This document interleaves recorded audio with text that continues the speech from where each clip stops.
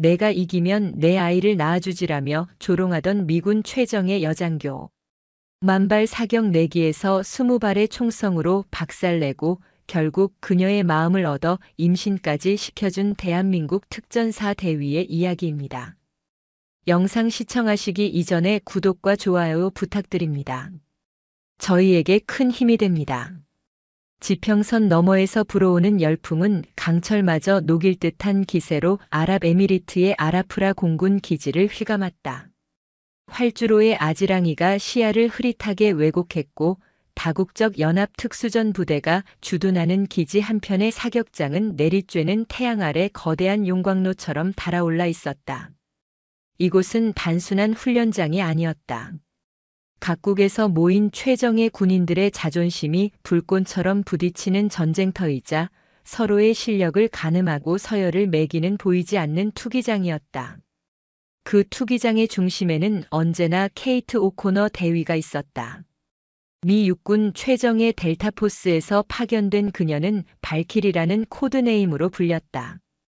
길게 묶은 금발은 햇빛을 받아 금실처럼 빛났고 군복 아래로 드러난 단단한 근육과 180cm에 가까운 장신은 위압감을 풍겼다. 그녀의 푸른 눈은 사막의 하늘처럼 맑았지만 그 안에는 상대를 꿰뚫어 보는 듯한 예리함과 냉기가 서려 있었다. 실력은 의심의 여지가 없었다. 전술 이해도 사격술, 근접 격투까지 모든 분야에서 그녀는 남성 대원들을 압도했다. 그 누구도 그녀의 지시에 토를 달지 못했고 그녀의 심기를 거스르려 하지 않았다. 오만함은 그녀의 실력에서 비롯된 당연한 권리처럼 여겨졌다. 이봐 신입, 거기서 멍하니 서 있지 말고 탄약 박스나 날라. 오코너 대위의 날카로운 목소리가 사격장에 울려 퍼졌다. 그녀의 시선 끝에는 며칠 전 대한민국 특전사 707 특수임무단에서 파견 온 강민준 대위가 서 있었다. 민준은 갓 도착한 파병 부대의 일원으로서 훈련장 시설을 둘러보던 중이었다. 그는 오코너에 비하면 왜소해 보였다. 크지 않은 키에 다부진 체격이었지만 서양인들 틈에서는 유독 돋보이지 않았다. 늘 말이 없고 조용한 그의 태도는 오코너의 눈의 나약함과 자신감의 결여로 비쳤다. 민주는 묵묵히 고개를 끄덕이고는 무거운 탄약 박스를 들어 지정된 장소로 옮겼다. 그의 침묵은 오코너의 신경을 더욱 긁었다. 그녀는 약한 자를 경멸했다. 특히나 자신과 같은 최정예라는 타이틀을 달고 있는 군인이 나약한 모습을 보이는 것은 용납할 수 없었다. 그녀에게 대한민국에서 온 이 조용한 대위는 그저 아시아의 작은 나라에서 온 구색 맞추기용 장교에 불과했다. 저 친구 일주일은 버틸 수 있을까? 오코너의 곁에 있던 미 해병수색대 소속 마이클 중사가 비웃음 섞인 목소리로 말했다. 오코너는 코웃음을 치며 대답했다. 일주일? 사흘이면 짐 싸서 돌아가고 싶다고 울먹일걸. 저런 온실 속 화초 같은 군인은 처음 봐. 707? 그게 뭐하는 부대인데? 연예인들이나 가는 곳 아니었어? 그녀의 목소리는 주변의 미군들이 모두 들을 수 있을 만큼 컸다. 몇몇이 낄낄거리며 웃었고 그 비웃음은 비수처럼 날아와 민준의 등 뒤에 꽂혔다. 하지만 민준은 돌아보지 않았다. 그는 묵묵히 제 할 일을 마친 뒤 사격장 한쪽에 놓인 자신의 K2C1 소총을 집어들었다. 익숙한 총기의 차가운 감촉이 손에 전해지자 그의 내면에서 들끓던 무언가가 차분하게 가라앉았다. 그날 오후 사격 훈련이 본격적으로 시작되었다. 목표는 800m 거리의 인형 표적지. 강한 사막의 측풍과 신기루 현상 때문에 숙련된 저격수에게도 결코 쉽지 않은 거리였다. 오코너 대위는 자신의 HK-417 저격 소총을 들고 가장 먼저 사선에 섰다. 그녀는 거침이 없었다. 스코프를 조절하고 풍향을 계산하고 호흡을 가다듬는 모든 과정이 한치의 망설임도 없이 물 흐르듯 이어졌다. 탕, 탕, 탕. 연달아 터져나온 격발음과 함께 표적지 중앙에 정확히 3발의 탄환이 박혔다. 거의 한 점에 모인 완벽한 탄착군이었다. 주변에서 감탄사와 휘파람 소리가 터져나왔다. 오코너는 만족스러운 미소를 지으며 자리에서 일어났다. 그녀의 시선이 자연스럽게 민준에게로 향했다. 그는 아직 사격 준비조차 하지 않고 조용히 다른 병사들의 사격을 지켜보고 있었다. 이봐, 코리안. 당신 차례인데 무서워서 못 쏘는 건가? 아니면 당신 내 부대에선 저 정도 거리는 상상도 못 해본 건가? 오코너의 도발에 민주는 천천히 고개를 돌렸다. 그의 눈은 깊고 고요한 호수 같아서 그 속을 들여다보려는 오코너를 오히려 당황하게 만들었다. 준비 중이었습니다.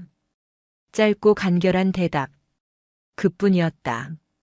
민주는 자신의 K2실 소총을 들고 사선으로 걸어나갔다. 기본 보급 소총에 평범한 광학 조준경이 달린 총이었다.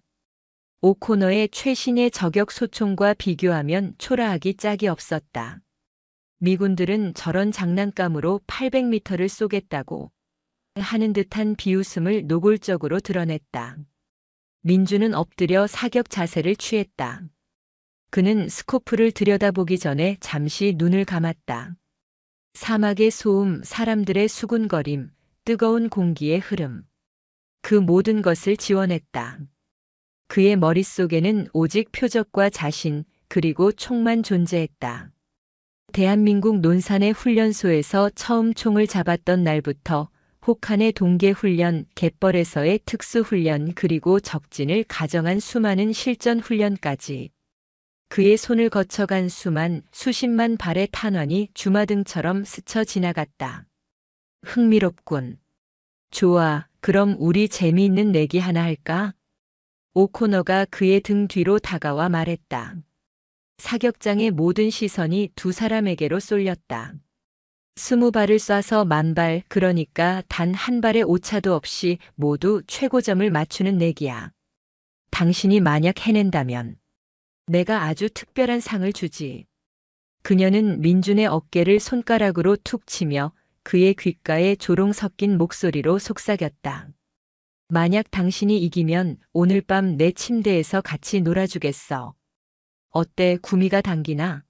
하지만 그럴 일은 없겠지. 당신 같은 애송이가 뭘 할 수 있겠어. 잠시 숨을 고른 그녀는 주변의 미군들을 향해 보란 듯이 소리쳤다. 아니, 그것만으로는 부족하겠군. 만약 당신이 이긴다면 내가 당신의 아이를 가져주지. 위대한 미군 장교의 유전자를 섞을 기회를 주겠다고. 물론 당신이 이길 확률은 제로에 가깝지만 말이야. 사격장은 순간 정적에 휩싸였다. 너무나도 모욕적이고 충격적인 발언에 웃음을 터뜨리는 미군들조차 잠시 할 말을 잃었다. 이것은 단순한 도발이 아니었다.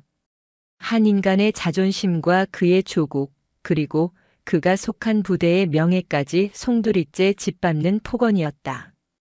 동료 한국군 병사들의 얼굴이 붉게 달아올랐다. 누군가 나서서 항의하려 했지만 민준이 조용히 손을 들어 그들을 제지했다. 모두가 민준이 분노하며 자리를 박차고 일어나거나 굴욕감에 고개를 숙일 것이라 예상했다. 하지만 그는 미동도 없었다. 그는 천천히 고개를 돌려 오코너를 바라보았다. 그의 눈빛에는 분노도 굴욕감도 없었다. 오직 얼음장처럼 차가운 평정심만이 자리하고 있었다. 좋습니다. 그 내기 받아들이죠. 민준의 나지막한 목소리가 사격장에 울려 퍼졌다. 오코너는 잠시 당황했지만 이내 조롱 섞인 미소를 지었다. 어리석은 동양인이 제 무덤을 파고 있다고 생각했다. 대신 조건이 있습니다. 민준이 말을 이었다. 만약 내가 진다면 군복을 벗고 당장 한국으로 돌아가겠습니다. 2번 다시 당신 눈앞에 나타나지 않죠. 하지만 그는 자리에서 일어나 오코너와 눈을 맞췄다. 처음으로 그의 눈에서 어떤 감정이 읽혔다. 그것은 불꽃이었다. 모든 것을 재로 만들어버릴 듯한 고요하지만 뜨거운 불꽃이었다. 만약 당신이 진다면 그 오만한 입으로 내뱉은 말을 모두 주워 담고 나와 내 조국 그리고 707 특수임무단 모두에게 무릎 꿇고 사과해야 할 겁니다. 모두가 보는 이 자리에서 오코너는 어이가 없다는 듯 웃음을 터뜨렸다. 좋아, 원하는 대로 해주지. 어차피 무릎 꿇게 될 사람은 너일 테니까. 내기는 성립되었다. 사격장은 이제 단순한 훈련장이 아니었다. 두 군인의 모든 것을 건 결투의 장이 되었다. 민주는 다시 사격 자세를 취했다. 그의 어깨에 대한민국과 707의 명예라는 무거운 짐이 더해졌지만 오히려 그의 손끝은 더욱 안정되었다. 모래바람이 잠시 멎고 태양이 구름 뒤에 잠시 몸을 숨겼다. 세상의 모든 소음이 사라진 듯한 정적 속에서 강민준 대위는 첫 번째 탄환을 약실에 장전했다. 그의 고요한 눈이 스코프 너머 800m 밖의 작은 점을 응시했다. 이제부터는 실력과 증명의 시간이었다. 사막의 태양이 오코너의 금발 위에서 부서졌다. 그녀는 자신만만한 미소를 지으며 먼저 사선에 섰다. 20발의 만발. 그것은 신의 영역에 가까운 경지였다. 하지만 그녀에게 불가능은 없었다. 그녀는 델타포스에서도 최고의 명사수로 꼽혔고 이글거리는 사막은 그녀에게 익숙한 놀이터였다. 자, 애송이. 잘 보고 배우라고. 이게 바로 실력이라는 거니까. 그녀는 민준을 곁눈질하며 도발하는 것을 잊지 않았다. 첫 번째 격발. 탕. 하는 파열음과 함께 탄환은 정확히 표적지의 검은 원 10점 라인 안쪽에 박혔다. 이어지는 사격은 한편의 교향곡 같았다. 일정한 간격으로 울리는 총성, 흔들림 없는 견착, 침착한 호흡. 그녀의 모든 동작에는 수년간의 훈련으로 다져진 자신감과 노련함이 배어 있었다. 한 발, 두 발, 10발. 모니터를 통해 전송되는 표적지의 모습에 미군들은 열광했다. 모든 탄환이 10.1 안에 밀집해 있었다. 마치 컴퓨터로 점을 찍은 듯한 완벽한 탄착군이었다. 측풍과 신기루를 완벽하게 계산하고 제압한 결과였다. 이게 바로 발키리다. 저 코리아는 이제 전설을 보게 될 거야. 미군들의 환호성이 커질수록 동료 한국군 파병 대원들의 얼굴은 굳어갔다. 저런 신기에 가까운 사격을 보고도 태연하게 도전장을 내민 강민준 대위가 이해되지 않았다. 저것은 인간의 영역이 아니었다. 오코너는 마지막 20번째 사격을 마친 뒤 만족스러운 표정으로 자리에서 일어났다. 최종 결과는 완벽한 만점. 20발 모두 10점이었다. 탄착군의 직경은 동전 하나 크기를 겨우 넘을 정도였다. 그녀는 총을 내려놓고 팔짱을 낀 채 민준을 향해 고갯짓했다. 이제 내가 굴욕을 맛볼 차례라는 무언의 압박이었다. 사격장은 다시 한번 숨막히는 정적에 휩싸였다. 이제 모든 시선이 강민준에게로 향했다. 그는 마치 무대 위로 오르는 배우처럼 조용히 사선에 엎드렸다. 그의 손에 들린 K2C1 소총은 오코너의 것과 비교하면 너무나도 평범했다. 민준은 스코프를 들여다보지 않았다. 대신 그는 가만히 흙바닥에 뺨을 대고 눈을 감았다. 그의 온 신경이 바람의 흐름을 읽는 데 집중했다. 손끝으로 전해지는 지면의 미세한 진동, 뺨을 스치는 공기의 밀도, 멀리서 들려오는 모래의 속삭임. 그는 총을 쏘는 것이 아니라 자연과 하나가 되어 길을 여는 주술사처럼 보였다. 뭐 하는 거야? 시간 없어. 오코너의 재촉에도 그는 미동도 하지 않았다. 1분, 2분 시간이 흘렀다. 주변에서 웅성거림이 커져갈 때쯤 그가 조용히 눈을 떴다. 그의 눈빛은 이전보다 더욱 깊고 맑아져 있었다. 그는 스코프에 눈을 가져갔다. 그리고 망설임 없이 방아쇠를 당겼다. 탕! 첫 발. 모니터에 나타난 결과는 모두를 경악하게 만들었다. 정중앙? 마이클 중사가 자신도 모르게 중얼거렸다. 탄환은 10점원의 한가운데 인쇄된 숫자 10의 정중앙을 정확히 꿰뚫었다. 오코너가 기록한 수많은 10점짜리 탄착점들보다도 훨씬 더 중심에 가까웠다. 그것은 완벽을 넘어선 신의 한 점처럼 보였다. 오코너의 얼굴에서 미소가 사라졌다. 우연일 것이라고, 운이 좋았을 뿐이라고 애써 생각했다. 하지만 민준의 두 번째 사격은 그것이 우연이 아님을 증명했다. 두 번째 탄환은 첫 번째 탄환이 뚫어놓은 구멍 바로 옆에 종이 한 장 차이로 박혔다. 세 번째, 네 번째, 다섯 번째 사격이 이어졌다. 그의 격발음은 오코너처럼 경쾌하지 않았다. 오히려 묵직하고 신중했다. 한 발 한 발에 온 정신을 담아 쏘는 듯 했다. 모니터 속의 표적지에는 믿을 수 없는 광경이 펼쳐지고 있었다. 민준이 쏜 탄환들은 10점 중앙의 한 점을 중심으로 마치 꽃잎처럼 아름다운 모양을 그리며 박혀 들어갔다. 오코너의 탄착군이 밀집을 목표로 했다면 민준의 탄착군은 지배를 목표로 하는 듯 했다. 그는 표적지의 모든 오차를 무시하고 자신이 원하는 바로 그 지점에 정확히 탄환을 꽂아넣고 있었다. 미군들의 환호성은 사라진 지 오래였다. 그들은 이제 경외와 불신이 뒤섞인 눈으로 조용한 한국인 대위를 바라보고 있었다. 저것은 훈련으로 도달할 수 있는 경지가 아니었다. 수많은 실전과 생사를 넘나드는 경험 속에서 피와 땀으로 새겨진 본능에 가까운 감각이었다. 19번째 발까지 민준은 단 한 번의 실수도 없이 10점 중앙을 꿰뚫었다. 이제 남은 것은 단 한 발. 그의 이마에는 땀방울이 송골송골 맺혀 있었지만 호흡은 처음과 같이 고르고 안정적이었다. 오코너는 입술을 깨물었다. 그녀의 완벽했던 세계에 균열이 가고 있었다. 자신이 평생을 바쳐 쌓아 올린 자부심이 이름도 몰랐던 동양의 군인 앞에서 산산조각 나고 있었다. 그녀는 민준이 마지막 한 발을 실수하기를, 제발 단 한 번이라도 흔들리기를 간절히 바랐다. 민준은 마지막 탄환을 장전했다. 그리고 스코프를 통해 표적지를 응시했다. 그는 더 이상 10점원을 조준하지 않았다.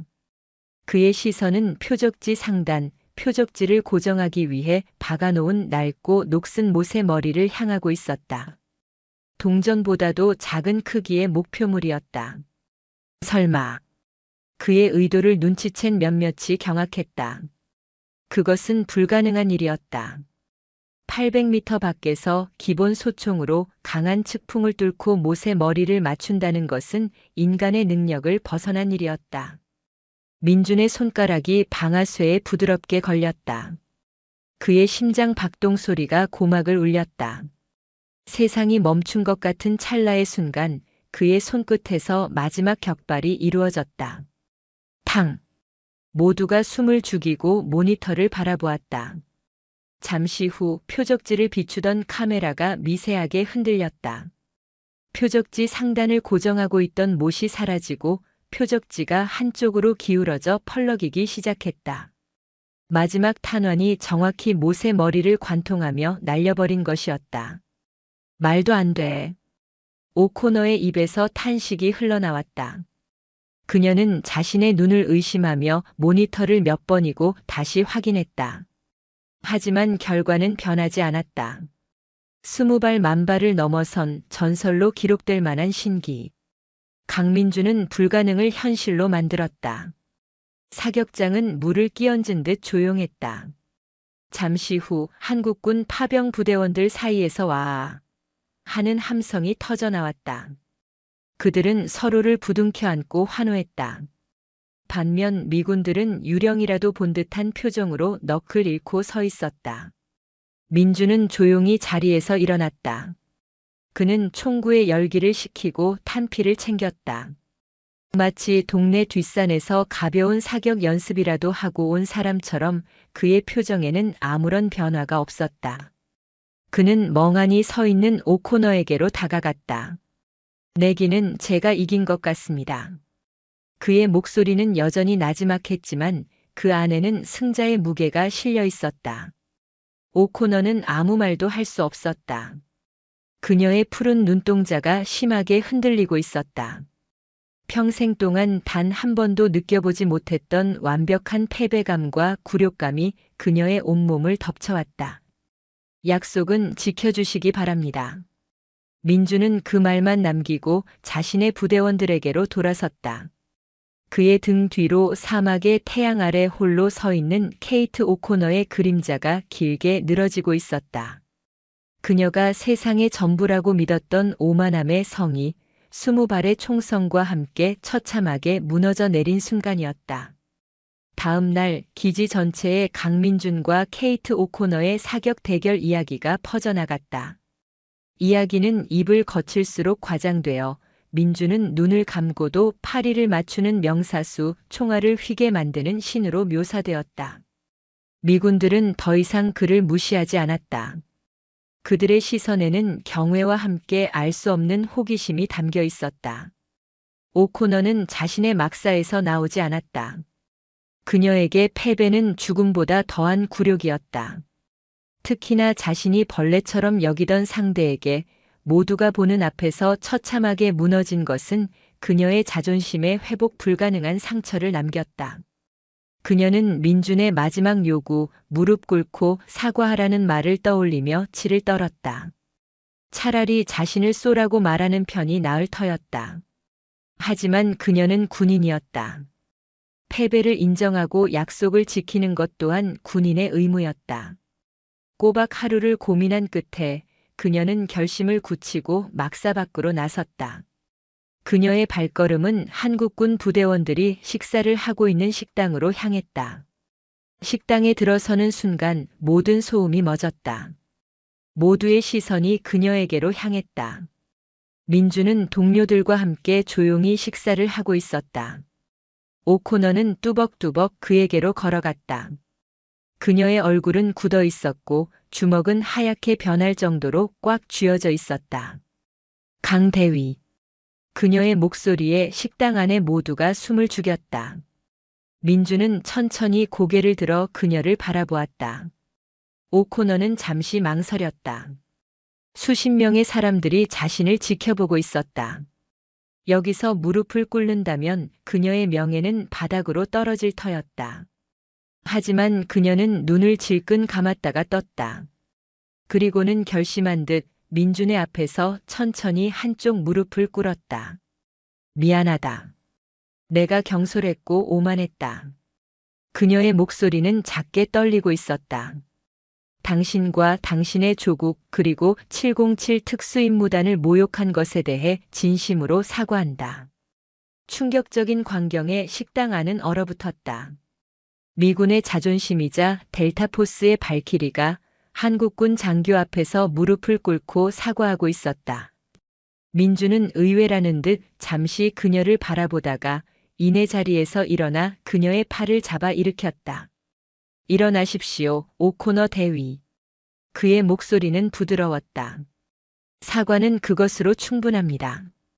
군인에게 무릎은 전사한 동료를 추모할 때 외에는 꿇는 것이 아닙니다. 오코너는 놀란 눈으로 그를 바라보았다. 자신을 용서해 줄 것이라고는, 이렇게 쉽게 자신의 명예를 지켜줄 것이라고는 상상도 하지 못했다. 그녀의 마음속에서 복잡한 감정이 휘몰아쳤다. 굴욕감, 고마움, 그리고 자신을 압도한 실력에 대한 알 수 없는 끌림. 그 어색한 화해의 순간 식당의 비상벨이 요란하게 울렸다. 전 대원 비상소집, 전 대원 비상소집, 지금 즉시 작전 브리핑실로 집결하라. 긴급한 방송에 식당 안의 모든 장병들이 일사불란하게 움직였다. 민준과 오코너도 잠시 서로를 바라보다가 이내 본연의 군인으로 돌아가 작전 브리핑실로 향했다. 브리핑실의 대형 스크린에는 검은 전갈이라 불리는 이 지역 최악의 테러 단체에 대한 정보가 떠 있었다. 연합군 사령관인 존슨 대령이 심각한 표정으로 브리핑을 시작했다. 최근 입수된 첩보에 따르면 검은 전갈의 수장인 아르카림이 인근 민간인 마을에 잠입해 대규모 테러를 준비 중인 것으로 파악됐다. 그들의 목표는 마을의 식수원을 오염시켜 대량의 인명피해를 발생시키는 것이다. 브리핑실 안에 긴장감이 감돌았다. 시간이 없다. 당장 정찰팀을 급파해 아르카림의 정확한 위치와 테러 계획을 파악해야 한다. 이번 정찰 임무는 성공 확률보다 실패 확률이 훨씬 높다. 적진 깊숙이 침투해야 하는 극도로 위험한 작전이다. 존슨 대령은 브리핑실에 모인 각국 특수부대 지휘관들을 둘러보았다. 이번 임무는 최고의 전문가 2명에게 맡기겠다. 미 육군 델타포스의 케이트 오코너 대위 그리고 존슨 대령의 시선이 민준에게 멈췄다.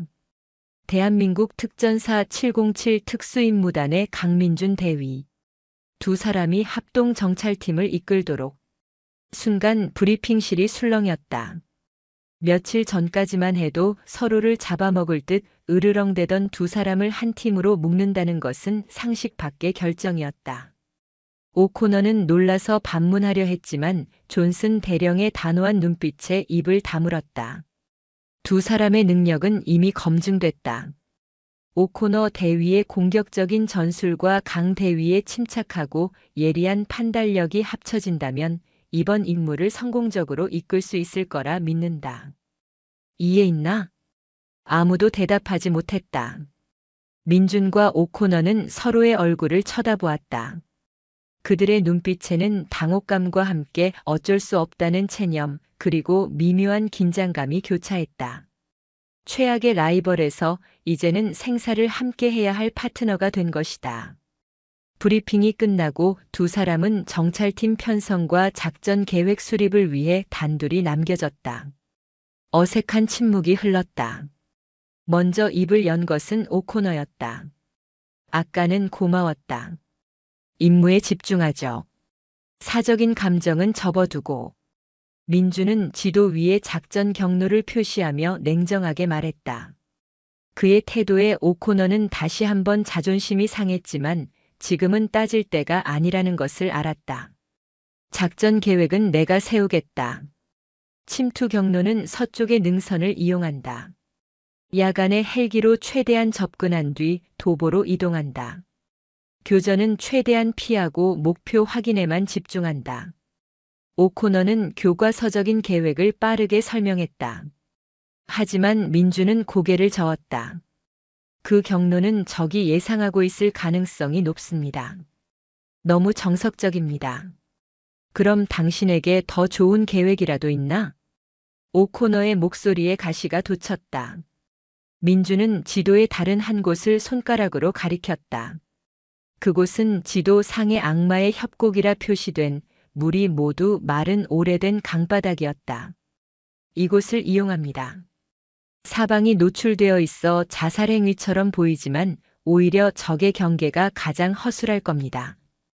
달이 없는 금음날 밤 그림자에 몸을 숨겨 강바닥을 따라 이동하면 누구에게도 들키지 않고 목표 지점의 심장부까지 도달할 수 있습니다. 그것은 대담하고 위험천만한 계획이었다. 성공하면 완벽한 기습이 되지만 발각되면 전멸을 피할 수 없는 도박이었다. 오코너는 잠시 그의 얼굴을 쳐다보았다. 그의 눈에는 도박사의 광기가 아닌 철저한 계산과 자신감이 담겨 있었다. 어제 사격장에서 보았던 불가능에 도전하던 바로 그 눈빛이었다. 오코너는 잠시 고민에 빠졌다. 자신의 안전하고 합리적인 계획과 그의 위험하지만 허를 찌르는 계획. 그녀의 이성은 전자를 택하라고 말했지만 그녀의 본능은 후자에 끌리고 있었다. 그녀는 어제의 패배를 떠올렸다. 자신의 상식을 뛰어넘었던 그의 실력을. 좋아. 당신 계획대로 하지. 하지만 명심해. 만약 잘못되면 모든 책임은 당신이 지는 거야. 물론입니다. 그렇게 두 사람의 어색하고 위험한 동행이 시작되었다. 앙숙이었던 두 사람은 이제 검은 전갈의 심장부로 향하는 하나의 팀이 되어야 했다. 서로 다른 생각, 서로 다른 방식. 과연 그들은 죽음의 협곡을 건너 임무를 완수하고 서로에 대한 불신을 걷어낼 수 있을까? 사막의 밤이 그들 앞에 길고 어두운 장막을 들이우고 있었다. 밤은 사막의 모든 것을 삼켜버렸다. 달빛조차 없는 금은밤, 악마의 협곡은 이름 그대로 지옥의 아가리처럼 칠흑 같은 어둠을 토해내고 있었다. 미군 치누크 헬기의 육중한 로터 소리가 멀어지자 세상에는 오직 정적과 그 정적을 핥히는 바람 소리만이 남았다. 강민준과 케이트 오코너, 그리고 그들이 이끄는 6명의 연합정찰팀은 그렇게 적진의 한복판에 던져졌다. 오코너는 최첨단 야간 투시경의 의지에 주변을 훑었다. 녹색으로 보이는 세상은 고요했지만 그녀의 신경은 팽팽한 활시위처럼 긴장해 있었다. 교과서에 따르면 이곳은 최악의 침투로였다.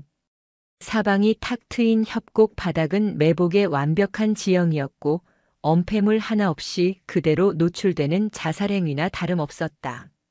그녀는 자신의 옆에서 소리 없이 움직이는 민준의 등을 보며 마른 침을 삼켰다. 이 미친 계획에 동의한 자신이 원망스러울 정도였다. 반면 민준은 야간 투시경을 목에 걸친 채 거의 맨눈으로 어둠을 응시하고 있었다. 그는 기계의 눈이 아닌 자신의 모든 감각을 끌어올려 주변을 읽었다. 바람에 섞여오는 미세한 냄새의 변화, 발밑에 자갈이 내는 소리의 차이, 멀리서 들려오는 야행성 동물의 울음소리가 평소와 어떻게 다른지. 그의 움직임은 맹수처럼 부드럽고 조용했다. 발소리를 죽이는 특전사의 고유 보법은 마른 강바닥 위에서도 거의 소리를 내지 않았다. 오코너는 자신이 아무리 노력해도 그의 움직임을 따라갈 수 없다는 것을 인정해야 했다. 그녀의 움직임이 훈련된 군인의 것이라면 그의 움직임은 어둠과 하나가 된 그림자의 것이었다. 좌측 200m 능선 위. 바위 그림자가 부자연스러워. 오코너가 통신 장비에 속삭였다. 그녀의 야간 투시경에는 희미한 열원이 감지되고 있었다. 잠복 초소일 가능성이 높았다. 무시하고 지나간다. 우리의 목표가 아니다. 들키면 어쩔 거지? 먼저 제거하는 게 안전해. 총성을 울리는 순간 우리의 위치는 완벽하게 노출된다. 저들은 미끼일 뿐이야. 민준의 단호한 대답에 오코너는 입술을 깨물었다. 그녀의 방식대로라면 위험 요소를 선제적으로 제거하는 것이 정석이었다. 하지만 이번 작전의 지휘권은 암묵적으로 민준의 계획을 따르기로 한 이상 그에게 있었다. 그녀는 그의 판단을 믿어보기로 했다. 팀은 조용히 잠복 초소를 우회하여 협곡 깊숙한 곳으로 나아갔다. 얼마나 걸었을까? 협곡의 폭이 급격하게 좁아지는 지점에 다다랐다. 양옆으로 깎아지른 듯한 절벽이 위압적으로 솟아있었다. 그때 앞서가던 민준이 갑자기 오른팔을 들어 팀 전체를 멈춰 세웠다. 그의 몸이 팽팽하게 굳어 있었다. 왜 그러지? 오코너가 조용히 다가와 물었다. 민준은 아무 말 없이 손가락으로 전방의 바닥을 가리켰다. 그녀가 야간 투시경의 배율을 높여 확인했지만 보이는 것은 평범한 모래와 자갈뿐이었다. 아무것도 보이지 않아. 뭐가 문제야? 냄새가 나. 냄새. 오코너는 어이없다는 듯 되물었다. 이 긴박한 상황에 뜬금없이 냄새 타령이라니. 새로 판 흙냄새, 그리고 아주 희미한 화약 냄새가 바람을 타고 흘러온다. 그리고 너무 조용해. 민준의 목소리는 얼음장처럼 차가웠다. 이 주변에 있어야 할 전갈이나 도마뱀붙이 한 마리 보이지 않아. 소리도 들리지 않고. 이건 놈들이 이 일대에 강력한 폭발물을 설치해뒀다는 증거다. 그의 말에 오코너는 등골이 서늘해지는 것을 느꼈다. 그녀는 곧바로 휴대용 지뢰 탐지기를 꺼내 들었지만 기계는 아무런 반응도 보이지 않았다. 탐지기에는 아무것도 잡히지 않아. 금속 탐지를 피하기 위한 비금속 압력식 폭탄인 것 같군. 아니. 민준이 그녀의 말을 잘랐다. 놈들은 그렇게 어설프지 않아. 이건 연쇄 폭발을 유도하는 인계철선식 함정이다. 한 곳을 건드리면 이 좁은 협곡 전체가 불지옥으로 변하게 설계되어 있어. 저 위를 봐. 민준이 가리키는 절벽 위를 보자 어둠 속에서 희미하게 반짝이는 무언가가 보였다.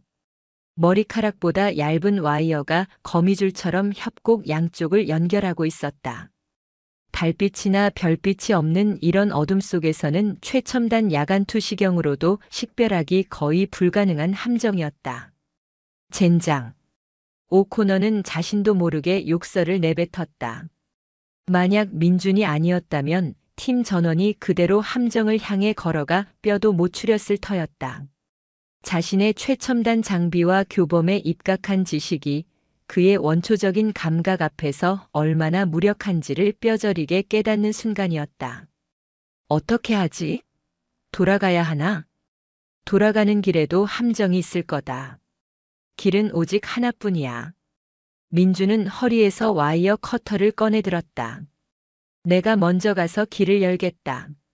내가 밟는 곳만 정확히 따라와. 단 1cm의 오차도 있어선 안 된다. 그는 조용히 명령을 내리고 한 걸음 한 걸음 신중하게 앞으로 나아갔다. 그는 허리를 숙여 모래 표면의 미세한 변화를 읽어가며 보이지 않는 인계철선의 위치를 파악했다. 그의 손에 들린 커터가 어둠 속에서 섬광처럼 빛나며 와이어를 끊어낼 때마다 팀원들은 마른 침을 삼켰다. 죽음의 거미줄을 한 올 한 올 걷어내는 그의 모습은 차라리 경이로웠다. 수백 미터에 달하는 함정지대를 통과하는 데는 1시간이 넘게 걸렸다.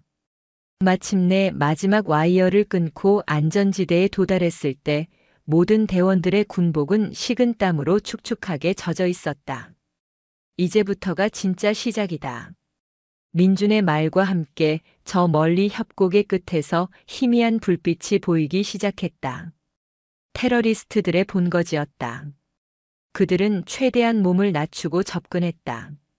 동굴을 개조해 만든 듯한 적의 기지는 생각보다 규모가 컸고 중무장한 경계병들이 사방에 널려 있었다. 잠입은 불가능해.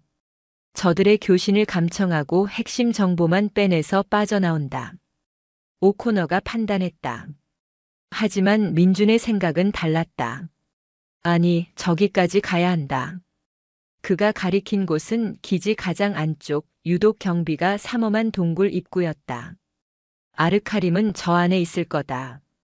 그리고 저기서 뭔가 이상한 냄새가 나. 단순한 화약 냄새가 아니야. 그의 코가 다시 한번 경고를 보내고 있었다. 달콤하면서도 코를 찌르는 아주 불길한 화학약품 냄새였다. 위험해. 지금 우리가 가진 정보만으로도 충분해. 오코너가 그를 말렸다. 하지만 민주는 이미 결심을 굳힌 뒤였다. 당신과 나머지 팀원들은 여기서 엄호하며 퇴로를 확보해. 내가 혼자 다녀오겠다. 미쳤어? 그건 자살 행위야. 내 감각을 믿어. 이건 단순한 테러가 아니야. 저 안에 있는 걸 확인하지 않으면 수천, 수만 명이 죽게 될지도 몰라. 그의 눈빛은 흔들림이 없었다. 오코너는 그의 눈에서 자신을 압도했던 그 사격장에서의 집념을 다시 보았다. 그녀는 더 이상 그를 말릴 수 없다는 것을 깨달았다. 대신 그녀는 자신의 권총을 뽑아 소음기를 돌려 끼웠다. 혼자서는 안 보내. 당신 등 뒤는 내가 맞지. 나머지 팀은 여기서 대기하며 우리 신호에 맞춰 움직인다. 그녀는 그의 파트너였다. 비록 시작은 최악이었지만 지금 이 순간만큼은 그와 생사를 함께할 전우였다. 민주는 잠시 그녀를 바라보다가 말없이 고개를 끄덕였다. 두 사람은 한 마리의 뱀처럼 소리 없이 어둠 속으로 스며들었다. 적의 심장부를 향한 그들의 발걸음은 이제 더 이상 물러설 곳 없는 위험한 도박의 시작이었다. 적의 심장부로 향하는 길은 칠흑 같은 어둠보다 더 깊은 긴장감으로 가득했다. 강민준과 케이트 오코너는 서로의 숨소리마저 죽인 채 바위 그림자를 따라 이동했다. 경계병들의 대화 소리, 무기가 부딪히는 소리가 지척에서 들려왔다. 단 한 번의 실수도 용납되지 않는 살얼음판 위를 걷는 기분이었다. 민주는 한 경계병이 등을 돌린 찰나를 놓치지 않았다. 그는 고양이처럼 달려들어 한 손으로 입을 막고 다른 손에 쥔 나이프로 목의 경동맥을 정확히 끊었다. 비명 한 번 지르지 못한 경계병은 소리 없이 쓰러졌다. 그 모든 과정이 3초도 채 걸리지 않았다. 오코너는 그의 살상 기술에 혀를 내둘렀다. 훈련장에서 보던 것과는 차원이 다른 실전으로 다져진 냉혹함이었다. 그녀 역시 소음기를 단 권총으로 다른 쪽에서 다가오던 경계병의 미간을 정확히 꿰뚫었다. 두 사람은 완벽한 호흡을 자랑하며 목표였던 동굴 입구에 도달했다. 낡은 철문 틈으로 새어나오는 불빛과 함께 민준이 말했던 역한 화학약품 냄새가 더욱 강하게 풍겨왔다. 민준은 특수 제작된 소형 내시경 카메라를 문틈으로 밀어넣었다. 모니터에 비친 광경은 충격적이었다. 동굴 안에서는 수십 명의 테러리스트들이 대형 드럼통에 담긴 액체를 옮기고 기폭장치를 조립하고 있었다. 그 액체는 치명적인 신경작용제인 살인가스 원액이었다. 그들의 목표는 식수원 오염이 아니었다. 도시 중심부에서 이 화학무기를 터뜨려 상상조차 할 수 없는 대량 학살을 계획하고 있었던 것이다. 그리고 그 중심에는 검은 전갈의 수장 아르카림이 직접 서서 작업을 지시하고 있었다. 세상에. 오코너는 자신도 모르게 탄식했다. 만약 민준의 고집이 아니었다면 이 끔찍한 계획을 모른 채 기지로 복귀했을 터였다. 모든 걸 촬영해. 증거를 확보해야 해. 민준이 속삭였다. 두 사람은 조용히 증거를 수집하고 적의 배치와 무기 종류까지 꼼꼼하게 파악한 뒤 왔던 길을 되짚어 어둠 속으로 사라졌다. 퇴로는 순조로웠다. 대기하고 있던 팀원들과 합류한 그들은 먼동이 트기 직전 약속된 장소에서 헬기를 타고 무사히 기지로 복귀할 수 있었다. 작전 보고는 연합군 사령부를 발칵 뒤집어 놓았다. 민준과 오코너가 가져온 영상 증거는 너무나도 명백했다. 존슨 대령은 즉시 총공격 명령을 내렸고 두 사람을 이번 소탕 작전의 공동 지휘관으로 임명했다. 며칠 전만 해도 서로를 무시하던 두 사람이 이제는 수백 명의 연합군 특수부대원들의 목숨을 책임지는 지휘관이 된 것이다. 총공격이 시작되기 전날 밤 두 사람은 작전 지도 앞에서 밤을 새우며 마지막 계획을 점검하고 있었다. 팽팽한 긴장감 속에서 누구도 먼저 입을 열지 않았다. 그 침묵을 깬 것은 오코너였다. 어떻게 알았지? 그녀의 목소리는 진심 어린 궁금증으로 가득했다. 그 함정들 그리고 화학무기 냄새까지. 당신의 감각은 기계를 초월해. 마치 동물의 감각 같아. 민주는 지도에서 눈을 떼고 막사 한쪽에 놓인 작은 가스버너에 주전자를 올렸다. 곧 따뜻한 김이 피어올랐다. 그는 믹스커피 두 봉지를 뜯어 종이컵에 담고 뜨거운 물을 부었다. 동물 맞습니다. 살아남기 위해 발버둥 치는. 그는 커피 한 잔을 그녀에게 건네며 나지막이 말했다. 김이 모락모락 피어나는 커피잔을 사이에 두고 두 사람은 처음으로 군인이 아닌 인간으로서 마주 앉았다. 707에 처음 들어갔을 때 저에겐 스승이자 친형 같은 선배가 한 분 계셨습니다. 모든 면에서 완벽한 분이셨죠.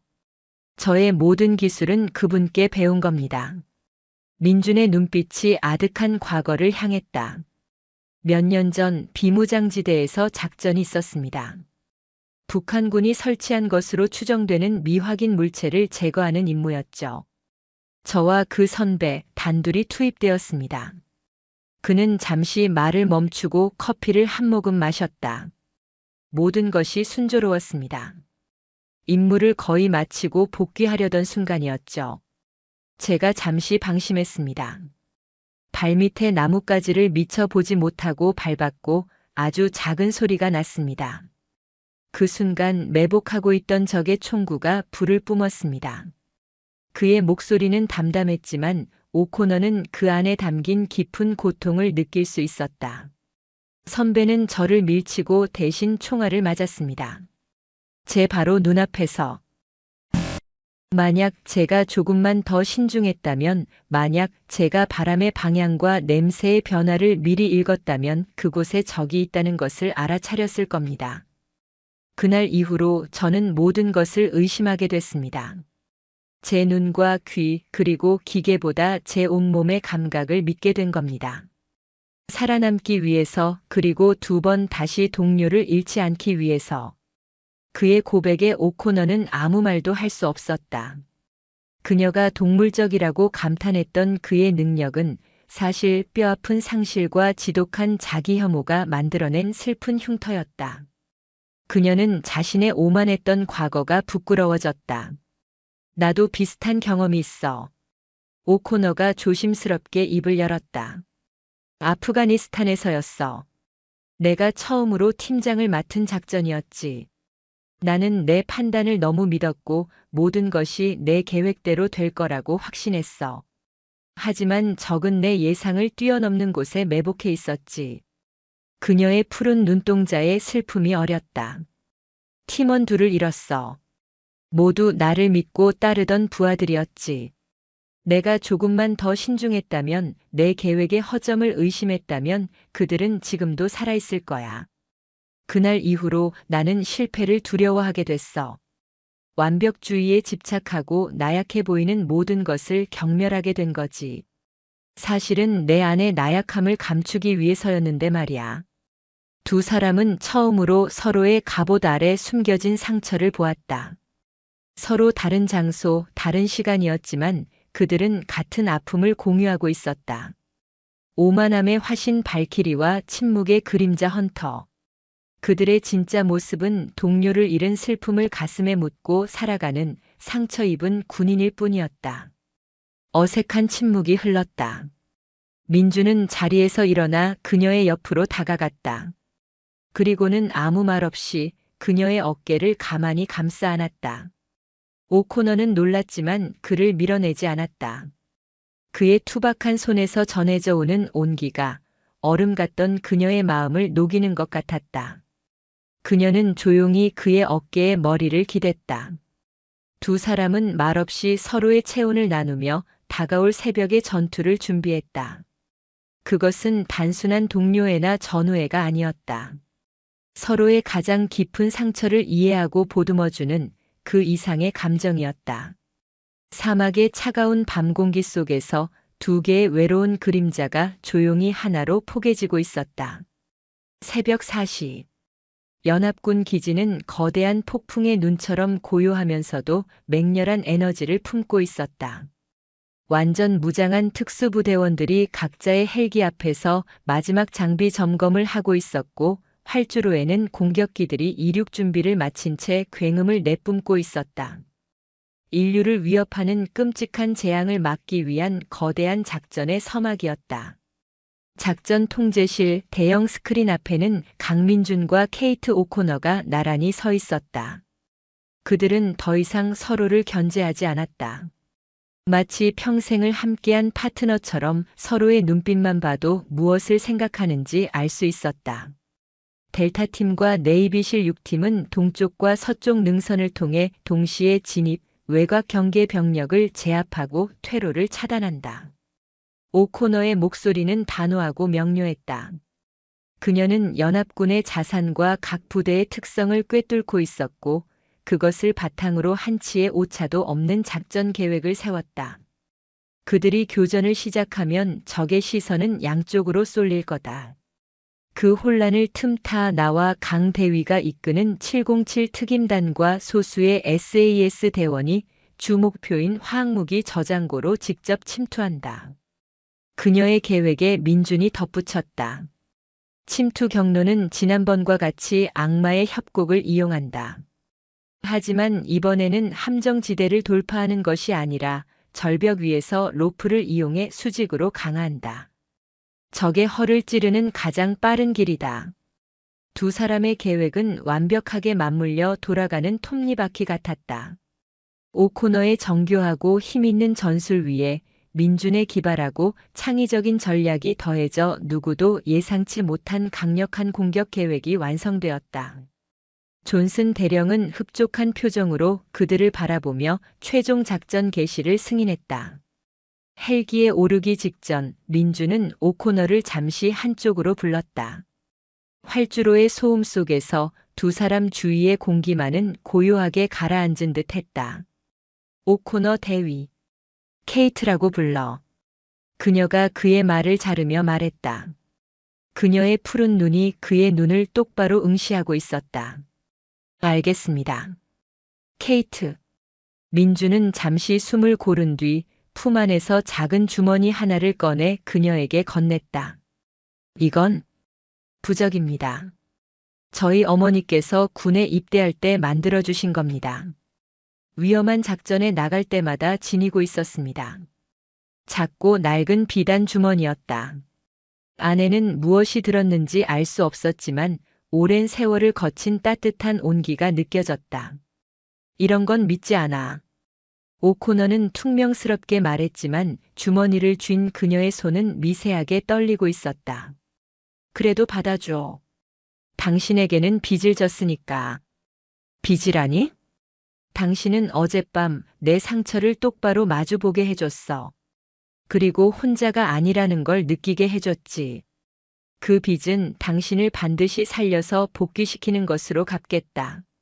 민준의 진심 어린 말에 오코너의 심장이 세차게 요동쳤다. 평생을 강하게만 살아왔던 그녀였다. 누군가에게 보호받는다는 느낌은 너무나도 낯설었지만 이상하게도 싫지 않았다. 아니, 오히려 가슴 벅차게 좋았다. 그녀는 부적 주머니를 자신의 군복 안쪽 주머니에 소중히 넣었다. 강대위. 민준이라고 불러. 이번에는 민준이 그녀의 말을 받아쳤다.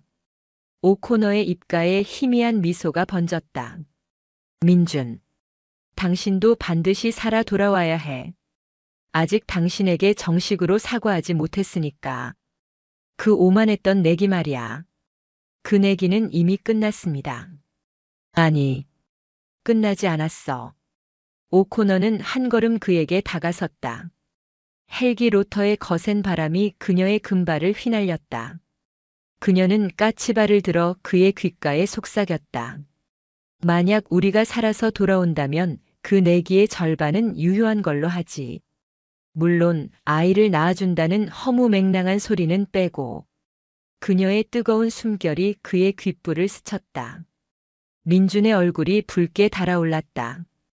그가 무슨 의미냐고 되묻기도 전에 오코너는 그의 군복 앞섭을 와락 움켜쥐고는 그대로 입을 맞췄다. 그것은 짧지만 강렬한 입맞춤이었다. 소음과 화약 냄새, 그리고 거친 모래바람 속에서 두 사람의 시간은 잠시 멈췄다. 그녀의 입술은 부드러웠고 그의 입술은 거칠었다. 그것은 다가올 전투에 대한 두려움을 잠재우고 서로의 생존을 기원하는 간절한 약속의 증표였다. 오코너는 천천히 입술을 떼고는 아무 일도 없었다는 듯 헬기를 향해 돌아섰다. 작전 개시 5분 전. 어서 움직여. 그녀는 얼굴이 새빨개진 민준을 향해 윙크 한번 찡긋해 보이고는 먼저 헬기에 올라탔다. 민준은 잠시 멍하니 자신의 입술을 만져보다가 이내 피식 웃고는 그녀의 뒤를 따랐다. 마침내 헬기의 문이 닫히고 거대한 기체가 어둠을 뚫고 솟아올랐다. 그들의 발 아래로 사막의 새벽이 밝아오고 있었다. 폭풍에 눈을 빠져나온 그들은 이제 모든 것을 휩쓸어버릴 거대한 폭풍이 되어 적의 심장부로 향하고 있었다. 그들의 손에는 동료들의 목숨과 수많은 사람들의 미래가 달려 있었고 가슴 속에는 서로를 향한 뜨거운 약속이 새겨져 있었다. 전쟁이 끝나면 그들의 진짜 이야기는 다시 시작될 터였다. 사막의 새벽은 피처럼 붉었다. 지평선 너머로 떠오르는 태양은 다가올 혈투를 예고하듯 작전에 투입된 연합군 특수부대원들의 전투복 위로 섬뜩한 빛을 흩뿌렸다. 악마의 협곡, 그 깎아지른 절벽 위에서 강민준과 케이트 오코너가 이끄는 침투조는 한 줄기 로프에 목숨을 맡긴 채 지옥의 아가리로 하강하고 있었다. 강화 완료. 전원 이상 무. 마지막 대원이 발을 딛는 순간 민준의 나지막한 목소리가 무전기를 통해 울렸다. 발밑은 테러리스트들의 본거지, 사방은 죽음의 그림자가 도사리고 있었다.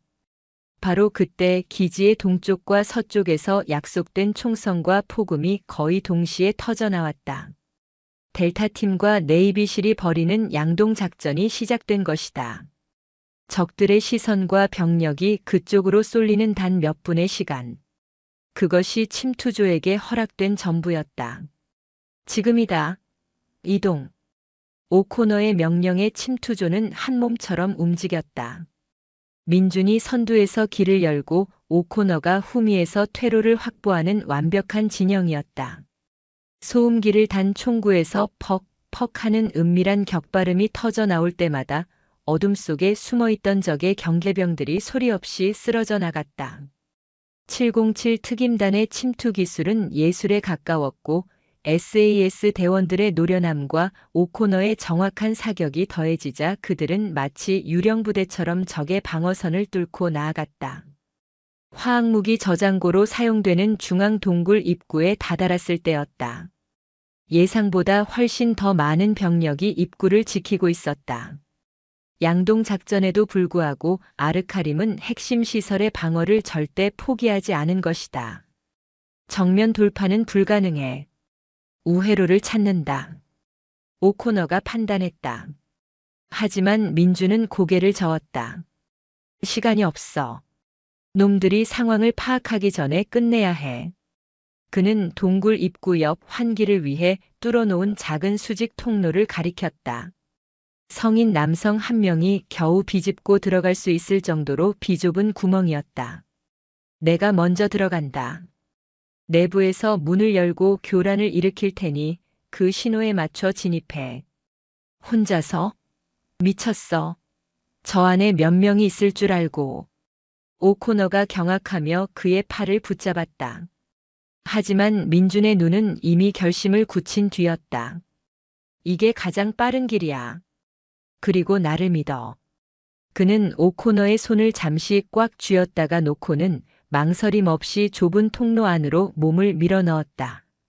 그의 모습이 어둠 속으로 완전히 사라지자 오코너는 입술을 깨물며 그의 신호를 기다릴 수밖에 없었다.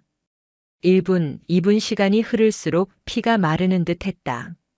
그 순간 동굴 안에서 다급한 고함 소리와 함께 총성이 터져나왔다.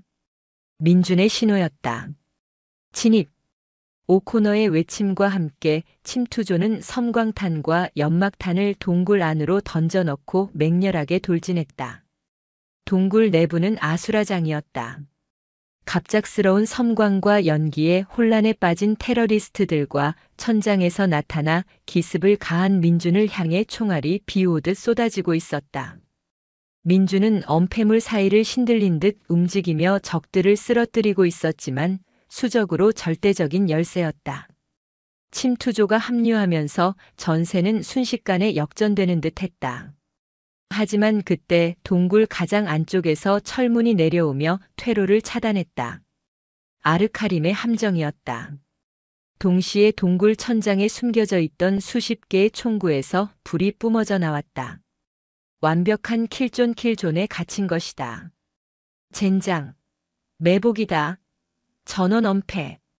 오코너의 외침과 함께 대원들은 바위와 드럼통 뒤로 몸을 숨겼다. 사방에서 쏟아지는 총알에 머리조차 들 수 없는 상황. 설상가상으로 동굴 안쪽 화학무기가 보관된 곳에서 아르카림의 광기 어린 목소리가 확성기를 통해 울려 퍼졌다.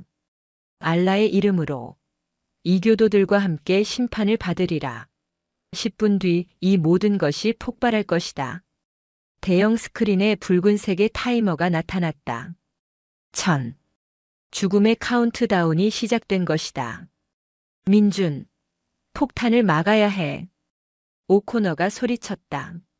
하지만 기폭장치는 아르카림과 중무장한 그의 친위대들이 지키고 있는 동굴 가장 깊숙한 곳에 있었다.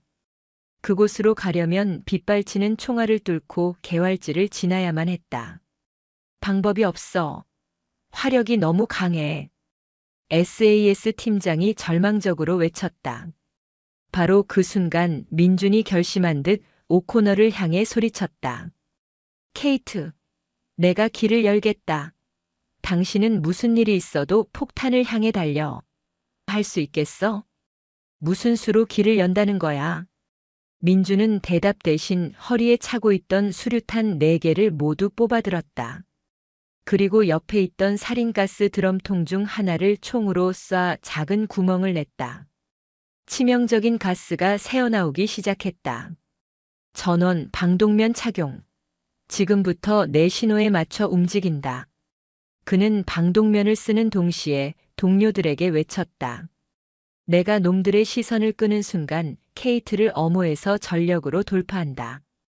그는 오코너의 눈을 깊게 응시했다.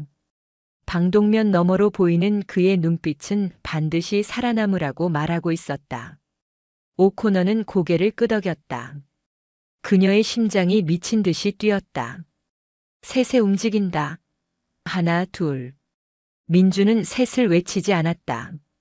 대신 그는 총알이 빗발치는 개활지를 향해 자신의 몸을 던졌다. 그것은 자살 행위였다. 모든 적들의 총구가 일제히 그에게로 향했다. 그는 미친 듯이 구르고 뛰며 신기에 가까운 움직임으로 총알을 피하며 수류탄의 안전핀을 뽑았다. 지금이야. 민준의 희생으로 불과 몇 초의 시간이 벌어졌다. 오코너는 이를 악물고 뛰쳐나갔다. 민준. 그녀의 절규가 동굴 안에 울려 퍼졌다. 동료들의 엄호 사격이 쏟아지는 가운데 그녀는 오직 하나의 목표, 폭탄을 향해 달렸다. 민준의 어깨와 다리에 총알이 박혔다. 붉은 피가 터져 나왔지만 그는 멈추지 않았다. 그는 마지막 힘을 다해 적의 기관총 진지를 향해 수류탄 4개를 동시에 던졌다. 거대한 폭발이 일어나며 적의 화망에 커다란 구멍이 뚫렸다. 그리고 그의 몸은 그대로 힘없이 바닥으로 쓰러졌다. 민준. 오코너는 피눈물을 삼키며 계속 달렸다. 민준이 목숨을 걸고 만들어준 길이었다. 실패는 용납되지 않았다. 그녀는 마침내 아르카림과 그의 친위대 앞에 도달했다. 타이머는 이제 1분을 가리키고 있었다. 내년이 발키리로군. 여기서 내 놈의 신화도 끝이다. 아르카림이 그녀를 향해 총을 겨눴다. 하지만 오코너는 더 빨랐다. 그녀는 슬라이딩하며 다리를 걸어 아르카림을 넘어뜨리고 동시에 그의 친위대 2명의 심장을 정확히 쏘아 맞췄다. 그녀의 움직임은 분노로 가득 찬 여전사, 그야말로 발키리 그 자체였다. 그녀는 넘어진 아르카림의 가슴팍을 군화발로 지식이고 그의 머리에 총구를 겨눴다. 끝난 건 너다. 탕. 마지막 총성과 함께 모든 것이 끝났다. 오코너는 곧바로 기폭장치로 달려가 복잡한 전선들을 뜯어내기 시작했다.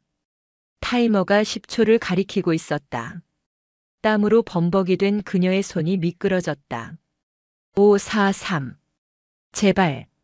마침내 그녀가 마지막 기폭선을 잘라내는 순간 타이머는 1에서 멈춰섰다. 고요해진 동굴 안 오코너는 거친 숨을 몰아쉬며 주저앉았다. 그리고는 미친 듯이 민준이 쓰러진 곳으로 달려갔다. 그는 피투성이가 된 채 희미하게 숨을 몰아쉬고 있었다. 방독면은 벗겨져 있었고 그의 입에서는 붉은 피가 흘러나오고 있었다. 민준. 정신 차려, 민준. 오코너는 그의 상처를 필사적으로 지혈하며 울부짖었다. 그의 손에 들려있던 낡은 비단 부적이 피에 젖어 있었다. 케이트. 그가 힘겹게 입을 열었다. 살아 돌아왔군요. 닥쳐. 말하지 마. 의무병. 의무병. 그녀의 절규에 살아남은 대원들과 의무병이 달려왔다. 민준의 눈이 서서히 감기고 있었다.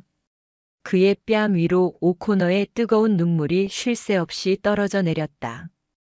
폭풍은 지나갔지만 그녀의 세상은 이제 막 무너지기 시작하고 있었다. 독일 람슈타인 미 공군 기지 내군 병원. 하얀 벽과 소독약 냄새가 가득한 공간은 며칠 전 겪었던 피와 화약 냄새의 지옥과 극명한 대조를 이루었다. 케이트 오코너는 중환자실 유리창 너머로 온갖 생명 유지 장치에 둘러싸여 누워있는 강민준을 뜬 눈으로 지새우며 지켜보고 있었다. 총알은 그의 어깨와 허벅지 그리고 폐를 관통했다. 과다출혈과 폐 손상으로 인한 쇼크. 현장에서의 응급처치가 아니었다면, 그리고 기적적으로 살아남은 그의 강인한 정신력이 아니었다면 그는 이미 이 세상 사람이 아니었을 것이다.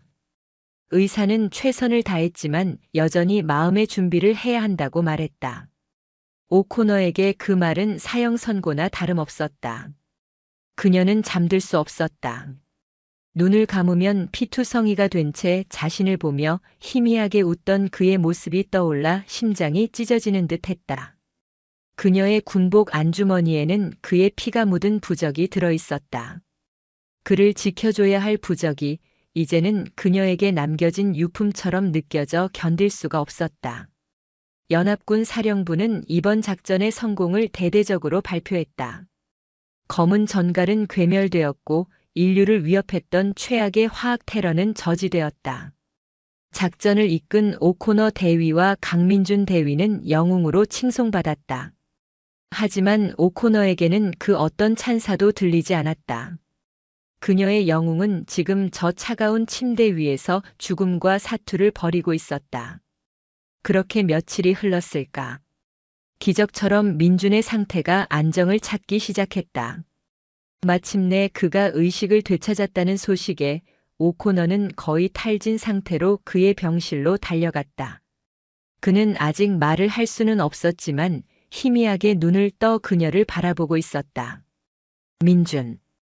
오코너는 그의 손을 조심스럽게 잡았다. 그의 손은 차가웠지만 분명 살아있는 온기가 느껴졌다.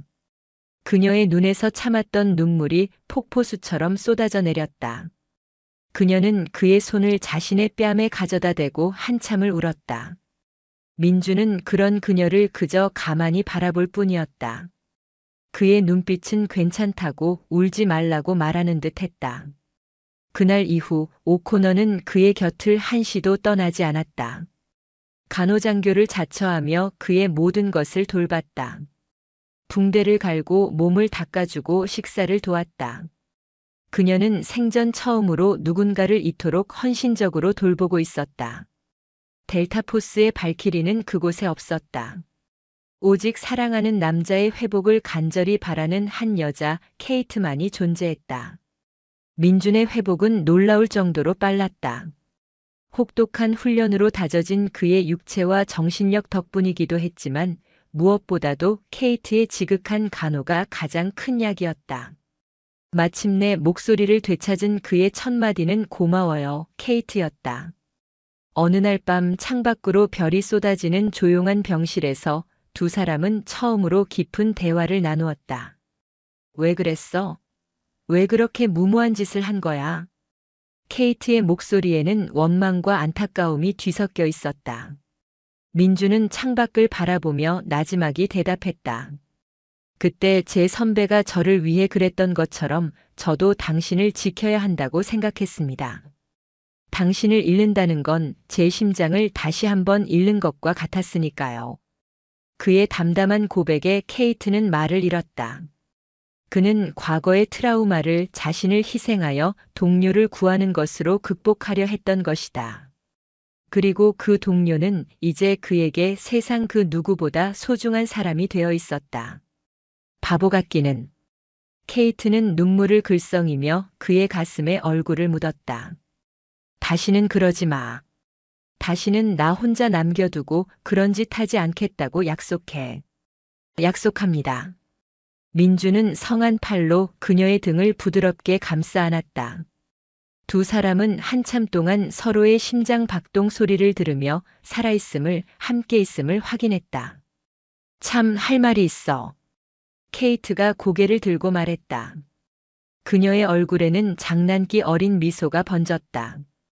우리의 큰애기 말이야. 내가 졌으니 약속은 지켜야지. 무슨? 당신의 아이를 낳아주겠다는 말은 아무래도 내가 미쳤었나 봐. 그건 취소해야겠어. 하지만 그녀는 그의 귓가에 얼굴을 가까이 가져갔다. 오늘 밤 당신의 침대에서 같이 놀아준다는 약속은 아직 유효해. 물론 당신이 이 망할 침대에서 일어나 걸을 수 있게 된 후에 말이지. 민준의 얼굴이 홍당무처럼 붉어졌다. 그는 당황해서 기침을 터뜨렸고 그 바람에 상처가 울려 고통스러운 신음을 냈다.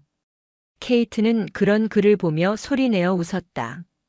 죽음의 문턱까지 다녀온 두 사람이었지만 그들의 모습은 이제 막 사랑을 시작한 풋풋한 연인 같았다. 그날 이후 두 사람의 관계는 더욱 깊어졌다. 그들은 더 이상 군인이 아닌 서로의 상처를 보듬는 연인이었다. 민주는 재활치료에 매진했고 케이트는 그의 곁을 지키며 새로운 미래를 그렸다. 그녀는 군에 전역 지원서를 제출했다. 더 이상 총을 들고 싶지 않았다. 이제 그녀가 지키고 싶은 것은 국가의 명예나 작전의 성공이 아닌 바로 눈앞의 이 남자와 함께할 평범한 행복이었다. 민준 역시 비슷한 생각을 하고 있었다. 그는 수많은 동료들을 잃었고 자신 또한 죽음의 문턱을 넘었다. 이제는 충분했다. 그는 한국군에 장기 휴직을 신청하고 재활이 끝나는 대로 케이트와 함께 새로운 삶을 시작하기로 결심했다. 퇴원을 며칠 앞둔 어느 날 저녁 케이트는 민준을 휠체어에 태우고 병원 옥상으로 올라갔다. 노을이 지는 하늘은 그들이 함께 넘었던 사막의 새벽처럼 붉고 아름다웠다. 민준, 나랑 같이 한국으로 가도 될까? 케이트가 조심스럽게 물었다. 당신이 살던 곳, 당신의 가족, 당신의 모든 것을 알고 싶어. 당신의 세상 속에서 함께 살고 싶어. 민주는 말없이 그녀의 손을 잡았다. 그의 눈에는 그 어떤 대답보다 더 깊은 신뢰와 사랑이 담겨 있었다. 그는 고개를 끄덕였다. 두 사람은 말없이 노을을 바라보았다. 지독했던 사막의 열풍은 이제 잔잔한 바람이 되어 그들의 흉터를 어루만져 주었다. 수많은 상처와 죽음의 위협 속에서 피어난 그들의 사랑은 그 어떤 강철보다도 단단하고 영원할 것을 약속하고 있었다. 1년 뒤 대한민국 서울. 아파트 창문 너머로 보이는 북한산의 능선이 계절의 변화를 알리고 있었다. 치열했던 사막의 모래바람은 이제 아득한 기억이 되었다. 강민준과 케이트 오코너의 삶은 완전히 새로운 국면을 맞이하고 있었다. 민준은 재활을 성공적으로 마치고 국방부 정책부서로 자리를 옮겨 행정장교로 근무하고 있었고 케이트는 주한미군을 대상으로 한 민간 군사기업에서 전술교관으로 일하며 제2의 인생을 살고 있었다. 두 사람의 신혼집은 크지 않았지만 그들의 사랑과 추억으로 가득 차 있었다. 거실 한쪽 벽에는 사막에서 함께 찍었던 낡은 사진 한 장이 걸려 있었고 서재에는 각종 전술 서적과 함께 한국어 교재가 나란히 꽂혀 있었다. 케이트는 서툰 한국어로 민준의 부모님과 영상통화를 했고 민준은 주말마다 케이트에게 김치찌개 끓이는 법을 알려주었다. 그들의 일상은 평범했지만 그 평범함은 목숨을 걸고 싸워 얻어낸 것이기에 무엇보다 소중했다. 하지만 과거의 상처가 완전히 사라진 것은 아니었다. 민주는 가끔 악몽을 꾸다 식은땀을 흘리며 깨어났고 케이트는 천둥 소리에도 자신도 모르게 몸을 낮추는 습관이 남아 있었다. 그럴 때마다 두 사람은 말없이 서로를 끌어안았다. 서로의 심장 소리를 들으며 당신은 혼자가 아니라고 내가 곁에 있다고 위로했다. 그들은 서로에게 가장 훌륭한 의사이자 상담사였다. 그러던 어느 봄날 케이트에게 작은 변화가 찾아왔다. 훈련 교관으로서 단 한 번도 흐트러짐 없던 그녀였지만 최근 들어 자꾸 속이 메스껍고 어지러움을 느꼈다. 냄새에 극도로 예민해졌고 평소에는 입에도 대지 않던 신과일이 자꾸만 생각났다. 케이트 혹시? 민준이 조심스럽게 물었다. 케이트는 설마 아니겠지 하면서도 내심 불안한 마음에 임신 테스트기를 사왔다. 화장실에서 나온 그녀의 얼굴은 기쁨보다는 당혹감으로 가득 차 있었다. 테스트기에는 선명한 두 줄이 그어져 있었다. 나 엄마가 된대. 그녀의 목소리는 미세하게 떨리고 있었다. 평생을 군인으로 완벽한 통제 속에서 살아온 그녀에게 임신이라는 예측 불가능한 상황은 커다란 혼란으로 다가왔다. 내가 과연 좋은 엄마가 될 수 있을까? 이 연약한 생명을 제대로 지켜낼 수 있을까? 전쟁터의 트라우마가 아이에게 나쁜 영향을 주지는 않을까? 수만 가지 걱정이 그녀의 머릿속을 스쳐 지나갔다. 그런 그녀의 불안함을 알아챈 듯 민주는 그녀를 따뜻하게 끌어안았다. 걱정 마, 케이트. 당신은 세상에서 가장 강한 여자야. 그리고 이제 혼자가 아니잖아. 우리가 함께 지켜주면 돼. 민준의 목소리에는 흔들림 없는 확신과 기쁨이 담겨 있었다.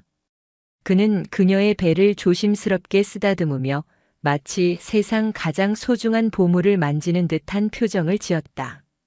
그 모습에 케이트의 마음속 불안도 눈 녹듯 사라지기 시작했다. 그래, 혼자가 아니었다. 이제 그들은 둘이 아닌 셋이었다. 그날 이후 두 사람의 삶은 아이를 중심으로 재편되었다. 민주는 퇴근길에 케이트가 먹고 싶다는 음식을 사들고 왔고 잠들기 전에는 뱃속에 있는 아기에게 동화책을 읽어주었다. 케이트는 전술 서적 대신 육아 서적을 읽기 시작했고 아기 옷을 만들며 서툰 바느질을 익혔다. 시간이 흘러 케이트의 배가 제법 불러왔을 때 두 사람은 함께 산부인과를 찾았다. 초음파 화면에 나타난 작은 생명체가 심장을 콩닥거리는 모습을 보는 순간 두 사람의 눈에는 동시에 눈물이 고였다. 그 작은 심장 박동 소리는 그 어떤 총성이나 함성보다도 더 크고 경이로운 울림으로 다가왔다. 아들이래요. 의사의 말에 민주는 기쁨을 감추지 못하고 케이트의 손을 꽉 잡았다. 케이트는 웃으며 그의 어깨를 툭 쳤다. 당신을 닮은 고집불통이 태어나겠군. 10달의 기다림은 길고도 짧았다. 출산 예정일이 다가올수록 케이트의 불안감은 다시 커졌지만 민주는 든든하게 그녀의 곁을 지켰다. 마침내 진통이 시작된 날 밤 민주는 그 어떤 작전 상황보다 더 긴장하며 그녀를 병원으로 옮겼다. 분만실에서의 사투는 치열했다. 케이트는 고통 속에서도 군인 특유의 강인한 정신력으로 버텨냈고 민주는 그녀의 손을 잡고 함께 호흡하며 힘을 불어넣어 주었다. 몇 시간에 걸친 사투 끝에 마침내 우렁찬 아기의 울음소리가 분만실을 가득 채웠다. 축하합니다. 건강한 왕자님입니다. 간호사가 핏덩이인 아기를 케이트의 품에 안겨주었다. 그 작은 생명체를 품에 안는 순간 케이트는 자신도 모르게 눈물을 흘렸다. 평생 누군가를 죽이는 훈련만 받아왔던 자신의 손으로 새로운 생명을 안고 있다는 사실이 믿기지 않았다. 아기는 민준의 눈과 케이트의 금발을 반씩 닮아 있었다. 민준은 아기와 케이트를 번갈아 바라보며 감격에 겨워 말을 잇지 못했다. 그는 조심스럽게 아들의 작은 손을 만져보았다. 자신의 손가락을 꼭 쥐는 그 작은 힘에서 그는 세상 그 무엇과도 바꿀 수 없는 행복과 책임감을 느꼈다. 고요한 1인실 병동. 창밖으로는 서울의 야경이 별처럼 빛나고 있었다. 케이트는 아기에게 젖을 물리며 속삭였다. 아가야. 내 이름은 노아야. 휴식과 위안이라는 뜻이지. 내가 우리에게 와줘서 엄마와 아빠는 비로소 진정한 안식을 찾았단다. 민주는 그런 그녀와 아들 노아의 모습을 가만히 바라보았다. 사막에서의 살벌했던 첫 만남, 서로의 목숨을 걸었던 전투, 그리고 수많은 상처와 약속들. 그 모든 시간이 주마등처럼 스쳐 지나갔다. 그 모든 고난의 끝에 신은 그들에게 이토록 눈부신 선물을 주었다. 그는 케이트의 이마에 부드럽게 입을 맞췄다. 사랑해, 케이트. 그리고 고마워. 나의 세상을 완성시켜줘서. 전쟁의 영웅이었던 두 사람은 이제 한 아이의 부모가 되어 새로운 전장, 육아라는 행복한 전쟁을 시작하고 있었다. 그들의 이야기는 이제 막 새로운 장을 넘기고 있었다. 세월은 사막의 모래 언덕처럼 소리 없이 흘러 강민준과 케이트 오코너의 삶 위에 새로운 풍경을 쌓아 올렸다. 지독했던 전쟁의 포화가 멎은 지 4년. 서울의 한적한 동네에 위치한 그들의 집에는 이제 화약 냄새 대신 갓 구운 빵 냄새와 아이의 웃음소리가 가득했다. 노아, 아빠 총 뺏어오기 작전 개시. 주말 오전 거실은 모처럼 평화로운 전장이 되어 있었다. 4살이 된 노아는 엄마의 외침에 충성. 을 외치며 짧은 다리로 아장아장 거실을 가로질렀다. 아이는 민준의 검은 눈동자와 케이트의 금빛 머리카락을 신비롭게 물려받아 햇살 아래 서 있을 때면 작은 요정처럼 보였다. 소파에서 책을 읽고 있던 민준은 아들의 기습에 능청스럽게 당해주는 척하며 물총을 빼앗겼다. 노아는 승리의 함성을 지르며 케이트에게 달려가 안겼다. 케이트는 그런 아들을 번쩍 들어올리며 볼에 입을 맞췄다. 잘했어, 우리 아들. 역시 엄마 아들이야. 최고의 전사라니까. 그녀의 말에 민주는 웃으며 고개를 저었다. 당신 아들 맞네. 나를 상대로 이기는 걸 보니. 당연하지. 당신은 나한테 사격으로도 졌고 사랑으로도 졌잖아. 이제 아들한테도 지는 거고. 케이트의 짓궂은 농담에 민주는 항복한다는 듯 두 손을 들어 올렸다. 그들의 일상은 이처럼 소소한 행복으로 채워져 있었다. 케이트는 이제 더 이상 총을 들지 않았다. 그녀는 자신의 경험을 바탕으로 전쟁 피해 아동을 돕는 국제구호단체의 아시아 지부장이 되어 새로운 방식으로 세상을 지키고 있었다. 민준 역시 현역에서 물러나 합동참모본부에서 차세대 군사 협력 전략을 수립하는 일을 맡고 있었다. 두 사람은 각자의 방식으로 과거의 상처를 더 나은 세상을 만드는 데 사용하고 있었다. 그날 오후 노아가 낮잠에 빠져들자 집안에는 오랜만에 고요가 찾아왔다. 케이트는 서재를 정리하다가 오래된 나무 상자 하나를 발견했다. 그 안에는 군 시절의 낡은 군복과 인식표 그리고 빛바랜 사진 몇 장이 들어 있었다. 그리고 그 밑바닥에서 그녀는 손바닥만 한 비단 주머니를 발견했다. 민준이 작전 직전에 건넸던 그의 피로 얼룩졌던 바로 그 부적이었다. 부적을 손에 쥐는 순간 케이트의 눈앞으로 그날의 기억이 섬광처럼 스쳐 지나갔다. 헬기의 소음, 민준의 진지한 눈빛, 그리고 죽음의 공포 속에서 나눴던 짧고 강렬했던 입맞춤. 그녀는 자신도 모르게 부적을 가슴에 꼭 껴안았다. 이 작은 주머니가 아니었다면 지금의 이 행복은 존재하지 않았을지도 모른다. 그거 아직도 가지고 있었네. 어느새 다가온 민준이 그녀의 어깨를 감싸 안으며 나지막이 말했다. 버릴 리가 없잖아. 내 목숨보다 당신 목숨보다 더 소중한 건데. 두 사람은 말없이 창밖을 바라보았다.